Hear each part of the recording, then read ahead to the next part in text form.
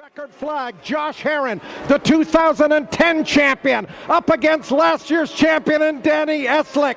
Georgia against Oklahoma. They're off of turn number 4 of the super speedway. They are side by side. Checkered flag out at the line. Eslick trying to hang on. Here comes Josh Herrin. Eslick wins it. Eslick wins it for the second year in a row. That's as incredible a Daytona 200 finish as we've ever seen. Match that between you and Josh and Geoff, and how things played out in that last lap. That was real cool. Before everybody did their splash and go, the three of us were tight, and then you pulled in early. You came in early, and then you came in a lap before I did, and we were just. You could tell we were all kind of sizing each other up. Who could run here and who could make the pass in the chicane or get the draft pass done. And it was pretty awesome to we didn't have the live green flag pit stops, but it kept everybody tight and kind of kept the race close. So that's good for the fans. And then there at the end we got the quick splash and go, and that threw the big curveball in it. When I came back out, I was pretty sure I was in the lead by the way the school bus was bouncing over there. But I wasn't sure, and I didn't know where he was. All we were counting was well, at first beginning of the race I had radio communication, and it didn't work at all. So we finally got somebody out there with a pit board, and it was tough. All I had was just straight laps. That's all we were doing. No times, no what position, which had a pretty good idea of that. But I didn't know what the gaps were or who was where, and that made that last lap pretty interesting. What's it mean to you to get back to back, and you made another swing by the bus just like you did last year? It's incredible. I mean, that first one was big, but this one's huge. It's a buddy of mine's birthday that passed away this time last year, and his birthday was yesterday, so this one's for Coy. Okay. Josh, just from your perspective, take us through those last few laps after you made that pit stop and how things played out for you. Yeah, it was intense, like Danny said. We were all right there. If Rapp wouldn't have had his problem, I'm confident he would have been there, and probably Mesa too. But with us three, it was a little bit less stressful. For sure, just being able to concentrate a little bit more and not worry about people, passing you on the front straight. We were able to size each other up and kind of set a good pace. And then whenever when we came in for the pit stop, maybe I wasn't carrying as much speed as Danny going through the pit lane, but I feel like the pit stall that I chose for the race might have hurt us a little bit because we weren't able to just hold it wide open all the way down the pit lane. So I was having to stop halfway through and then go from a stop. At the same spot, and that kind of hurt us. I think that was my fault. But other than that, it was great. At the end, I was able to set the fastest. I think it was the fastest time in the race without a draft by myself. So I was happy about that, and just trying to use Danny as a carrot. I was pushing as hard as I could for sure, and so yeah, it was great. My whole Wheels in Motion, Motorsport.com, Mean Motorsports Yamaha team worked really hard, and like I said on the podium, it's real important to me to do this good and to be with a team that's as good as they are, because last year was a terrible season for me, and to bounce back and be able to be at the front since the first time in 2013 means a lot for me going into our Moto America series. So it was a good day for us, and I just want to thank Daytona and CCS and all the other guys for putting on the event. It means a lot that we were able to try and do it again. I wasn't able to win, which is a bummer, but I'm happy for Danny to be able to get 2 in a row, and hopefully we can come back and do it again next year. And Geoff, on the pole yesterday was a really cool moment. Talk about getting a third today. I know you had some issues toward the end of the race. Tell us what happened.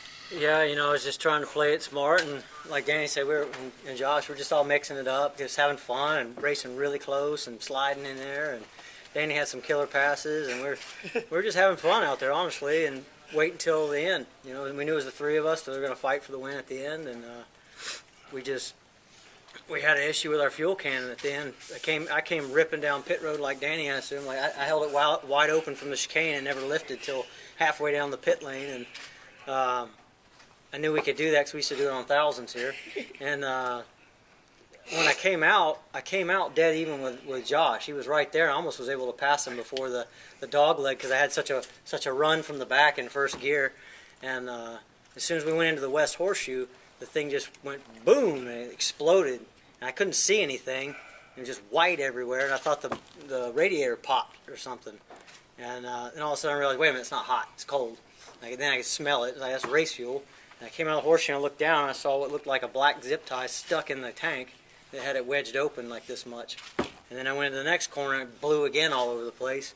So I came out onto the banking, and I was trying to go around the barrel turn one-handed and banging in there, trying to pull this thing out, and realized I couldn't pull it out. So then I smashed the quick fill down, and it dropped inside the tank.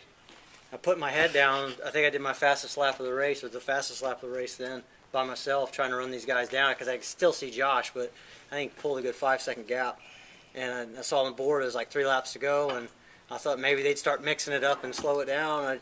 I never gave up, just kept my head down, and it just that's the way it goes. It didn't pan out. So, you know, it's going to go down in my books as the one that got away from me. You know, but you know, who knows? You know, it would have come down the line just like it did, and Danny deserves to win, and Josh deserves to be second. You know, you guys rode an awesome race, and it's probably one of the most fun races I've you ever probably had. deserve it. You were Jess. You wanted it to work out. Was that the way you had it? I mean, was that part of your strategy to let him get around you? Well, I would like to just stayed out far enough for him to not even be close enough to draft me. I wasn't sure where he was at.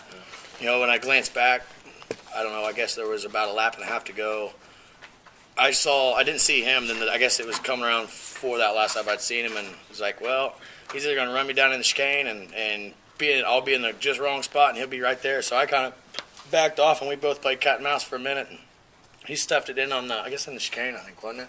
Somewhere, I don't remember where, but it was just enough that I could sit back, or he passed me on the NASCAR 1 and 2, and then The lapper got us. and then yeah, there was a lapper, and Josh stuffed it in on the lapper, and it kind of threw his line off through the chicane, and I didn't, not that I got a good drive, I was just able to set him up. You know, he couldn't get a great run out of it, and I was able to set him up, and I had been playing with Geoff and Josh for 57 laps on how far back I could be, because I had a good running bike and could go by those guys. One of the first times I've ever been able to really do some drafting on a Suzuki. A lot of times you run up on them and pull out and get up to their foot peg, and that's about it. And I was able to come around, especially with the double draft, was able to slingshot them, really good. Coming out of NASCAR 4 and you made the pass on the outside, did you have plenty of room? I mean, for the TV I angle, hit the wall once. the TV It's angle, close, yeah, on the the TV angle on that one looked like there was. Yeah, not a I don't whole know lot if it of was room. that lap or the lap before. It was one of them last Talking couple laps. I about the about last hit the lap. wall coming out NASCAR 4. Yeah, she was close. But I didn't touch it. I don't think the exhaust pipe might have. We've all been racing each other a long time on 600, so we can run like this, and it's all good. Yeah, We all trust each other, so I mean, that's a cool there's a thing. couple. I made a couple of where I let off the brakes and had to roll through there. There's one where I'd probably just run right in the foot peg and take both of us out. But other than that, I don't think there was any contact with the lead group. Everybody, even before Steve went out, and I don't remember who else was in there in the beginning. Everybody rode good, clean racing, and it was that was a lot of fun. Those last couple laps were pretty cool.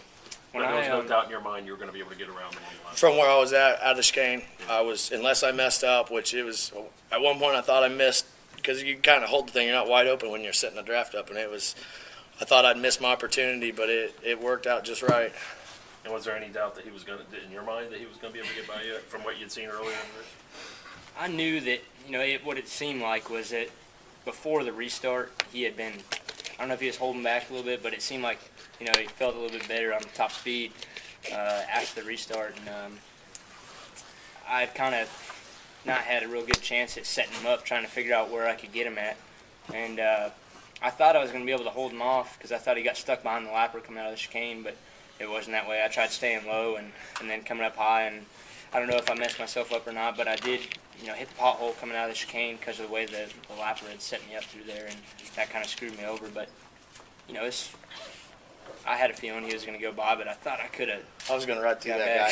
guy. I was going to ride through that lapper. But there was, earlier in the race before the restart, I had, coming onto the back bank, and I missed the turn and had to turn around and come back on. And whenever I was fighting to come back through, there was a lapper after the kink that whenever I passed him, he must have closed back down on me, and we hit. I thought I was going down for a second. I think that's the reason the guy had crashed in that turn. But I just want to make sure that he knew it wasn't something sketchy. I had a clean pass, and I think he just didn't see me and came down on me. School bus, same exact school buses last year, same guys? Yep. Every year. Well, there's probably some doings there. They start making a few more fans. Last year there was quite a few people. I think at one point in the race there wasn't anybody on it. Then at the end there was probably 15 or 20. I think they might have to put a capacity up there on the deck. They might. Fire marshal. You need a second bus next Yeah, year. we're gonna have to get in another bus or something. Two former champions battling like a couple of heavyweights in the ring, but here at Daytona International Speedway as